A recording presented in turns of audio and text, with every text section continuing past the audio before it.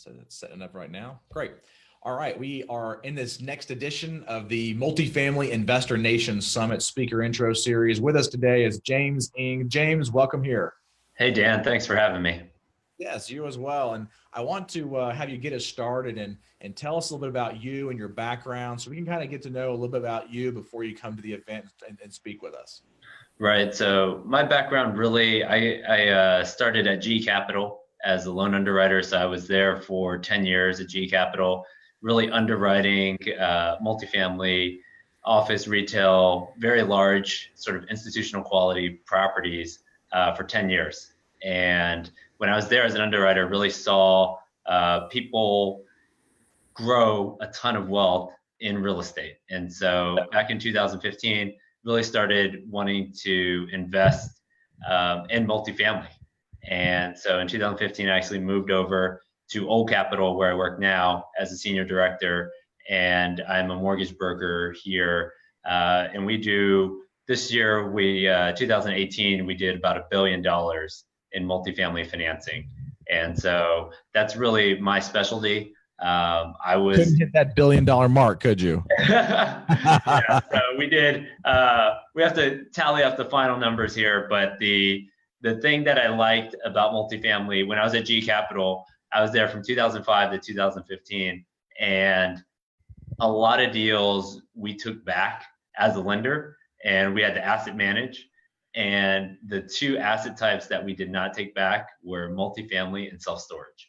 And so when I was looking to personally invest my money, I really wanted to invest in an asset type like multifamily. And so that's what I've been doing the last 4 years. And so that's how I really got started in multifamily. And that's why I've been super interested in the space for the last 3 or 4 years.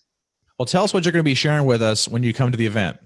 So at the event, I'm going to be on the 2019 sort of market outlook panel. And I think the perspective that I'm going to provide is two things. One is on financing. And so how to put together your transaction in terms of financing, whether that's Fannie Mae, Freddie Mac, bridge loan, recourse bank loan. So looking at that piece, but then also sharing a little insight into Texas. So I was born and raised in Houston, went to school in Austin at UT, and now I lived in Dallas for 10 years. And so a lot of people throughout the US want to invest in Texas for all the big reasons of employment growth, population growth, and then just the number of companies coming to the state is driving a ton of multifamily growth. And so I'm going to add a little insight not only on financing, but then also the Texas markets.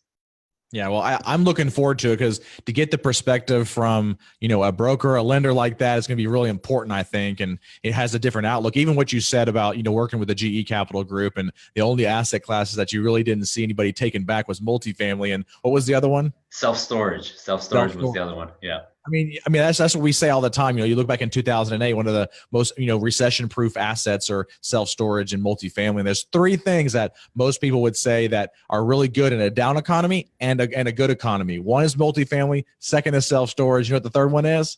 What's the third one? Alcohol. Alcohol. It's always a good one, but I mean, it's there, right? Right.